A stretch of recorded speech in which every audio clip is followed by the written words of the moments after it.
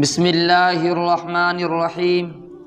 حضور اقدس صلی اللہ علیہ وسلم کے ارشاد ہے کہ حق تعالی شانہ حج بدل میں ایک حج کی وجہ سے 3 آدمیوں کو جنت میں داخل فرماتے ہیں۔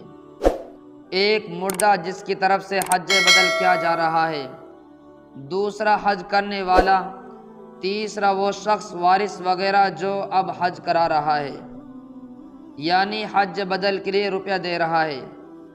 ایک حدیث میں ہے کہ جو شخص کسی کی طرف سے حج کرے، اس حج کرنے والے کو بھی اتنا ہی ثواب ہوتا ہے جتنا اس شخص کو ہے جس کی طرف سے حج کیا جاتا ہے۔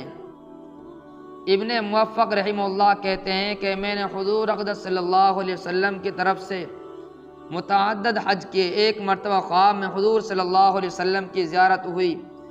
حضور صلی اللہ علیہ وسلم نے فرمایا کہ ابن الموفق تو نے میری طرف سے حج کیے؟ میں نے عرض کیا جی ہاں حضور کیے تھے۔ حضور صلی اللہ علیہ وسلم نے فرمایا تو نے میری طرف سے لبیک کہا؟ میں نے عرض کیا کہ جی۔